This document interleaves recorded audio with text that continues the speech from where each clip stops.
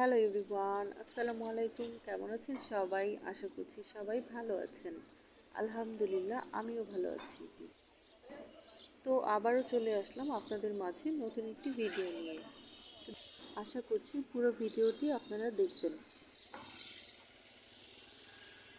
মাঝে মাঝেই কিন্তু সকালে আমার ব্রেকফাস্ট এরকমই হয়ে থাকে, জাস্ট চা আর বিস্কিট। এই বিস্কিটটি কিন্তু আমার খুবই পছন্দ, সল্টিস কুকিজ। এটা চা দিয়ে ভিজিয়ে খেতে কিন্তু বেশ মজা লাগে। তো এরপর চলে গেলাম রান্না বাড়ার কাজে। তো দেখতেই পাচ্ছেন এখানে হচ্ছে কুমড়ার ফুল, মিষ্টি কুমড়া যেটা আমরা বলে থাকি সেটার ফুল। তো আমি কখনোই এটা রান্না করিনি বা ভাজিনি, যতটুকু জানি এটা ডাল দিয়ে বড়া করে খায় অনেকে। তো আমার শ্বশুর এটা এনেছে, এনে বলল এটা যাতে আমি তাকে ভাজি করে দিই। তো আমি আমার ইউটিউব দেখে বা নিজের মতো করে কিছু একটা করলাম, এটা সুন্দর করে কেটে বেছে এভাবে ডিম দিয়ে ভাজি করলাম। তো আশা করছি সবাই পুরো ভিডিওটি দেখে আমার চ্যানেলটি সাবস্ক্রাইব করে দিবেন, ভালো লাগলে সবার সাথে শেয়ার করবেন। পাশে আমি এখানে ডিম ভুনাও করছিলাম, দেখুন কত সুন্দর লাল টুকটুকে হয়েছে। এখানে আমি ডিমটা একটু সুন্দর করে মানে মশলা দিয়ে করেছিলাম। এখানে আমি হচ্ছে এলাচ দারচিনিও দিয়েছিলাম যাতে ফ্লেভারটা সুন্দর আসে। আলু আর টমেটো দিয়ে একটু ঝোল ঝোল করেছিলাম। তো এই হচ্ছে রান্নার ফাইনাল লুক। তো এরপর খাওয়া দাওয়া করে রেস্ট করে বিকেলে একটু বাইরে চলে গেলাম, শপিংয়ে গিয়েছিলাম। তো সেখান থেকে ভাবলাম একটি অ্যালুমিনিয়ামের যে প্যান হয়ে থাকে সেগুলোর সেট নিব।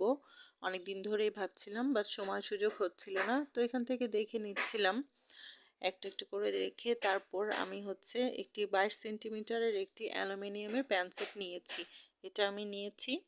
তো এটা কিন্তু খুবই সুন্দর একটি সেট, খুবই মানে স্ট্যান্ডার্ড একটি সাইজ। আপনারা চাইলে সব কিছু এটাতে রান্না করতে পারবেন।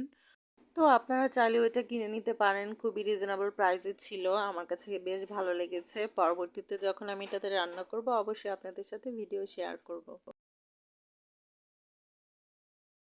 তো এরপর সন্ধ্যায় ভাবলাম আমাদের এখানে যে মামাটা আসে বেলপুরি বিক্রি করে তার কাছ থেকে একটু বেলপুরি খেয়ে নিলাম।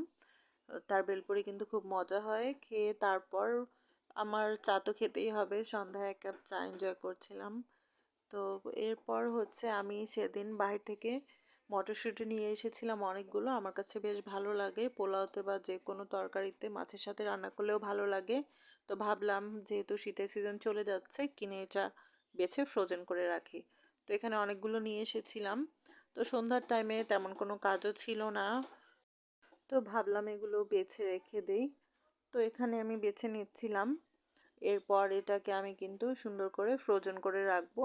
তো যখন ইচ্ছা তখন চাইলে নামিয়ে যে কোনো কিছুতে আমি ব্যবহার করতে পারবো। তো দেখতে পাচ্ছেন এখানে কিন্তু 7টা 10 বেজে গেছে। তো এই টাইমে কিছু করার ছিল না আমার, তো ভাবলাম এই কাজটা করি। এই তো এখানে বাছা শেষ।